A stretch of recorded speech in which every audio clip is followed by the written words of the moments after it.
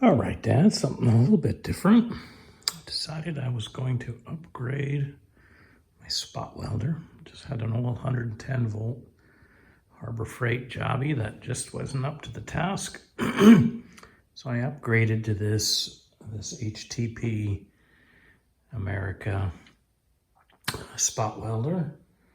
I actually got it on sale for somewhere just a little north of about 700 bucks. And so I wanted to just show you sort of this bit of kit here.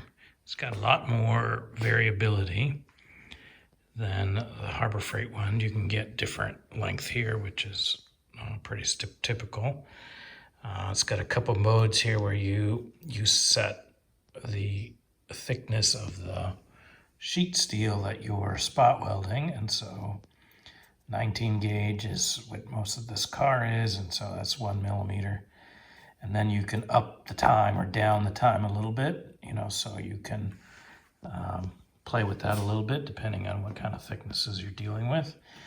Now there's also this mode here, continuous mode, and then there's another one where the current goes up and down, and supposedly that's helpful if you are having trouble kicking off a spot weld when there's weld through primer in between.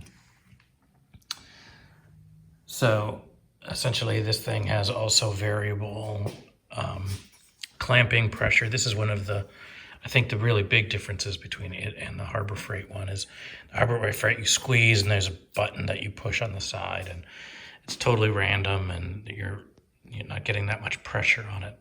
Here you can adjust it depending on the arm lengths, but you can get quite a bit more clamping pressure, and so that you're not going to get a blow through in an arc. So these tips are removable and adjustable. So here I basically just did a series of spot welds. Turn this around. And so here are the spot welds where I was just using 1.0, so 1 millimeter on 1 millimeter. This is 19 gauge, by the way, which is, I think is 1.06 millimeters. And so there's some gauging here on the top of that handle. There's some gauging here that adjusts the squeezing pressure. So I squeeze it all the way up, and this is getting near the top, basically there's maybe the lowest one you can see a difference, but by the time you get to the top here, the most pressure, it's not really showing you that much difference. Just in terms of the size of the heat affected zone, front and back, they're maybe a little bit different, but they're not that different. And so then I went and pushed it to the +1 setting on the time and a -1 setting on the time.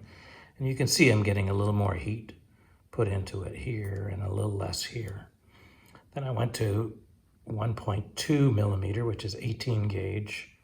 That's the default. And then there's my heat affected zone. I went up 1, I went down 1.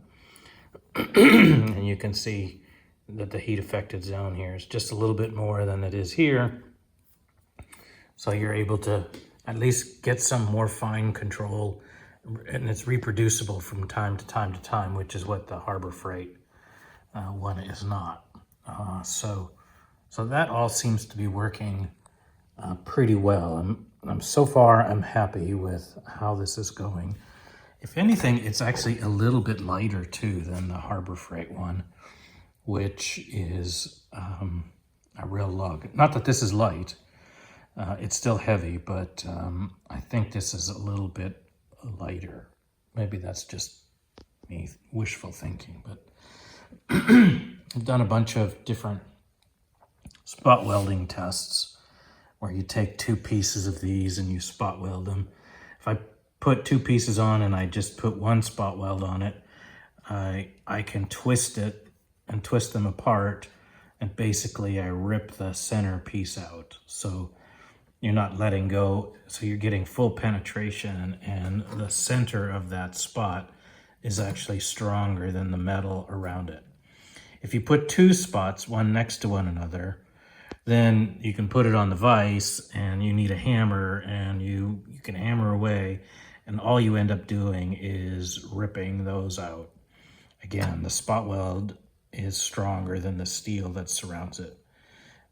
One of the other tests that you do is you put your spot weld in, and then you do a rip test where you just sort of roll it out like a can, a sardine can, and if you have enough penetration, you can rip through this and it'll rip around it, and that's what it does. So I wasn't getting anywhere near consistent results with the Harbor Freight one, and this gives me a lot more confidence that once I've dialed it in, that I'm going to be getting reliable spot welds that I can actually show and convince myself are strong enough to hold what I'm considering holding. So far I'm mostly using it on things like drip channels and closing panels, and so I think I'm okay. Nothing structural about it. But anyways, I just thought I'd show that to you. And it's a 220 volt, runs on 30 amps, and so all I had to do was plug it in and go. Anyways, we'll see how the drip channels come out, and I will show you that when it's all done.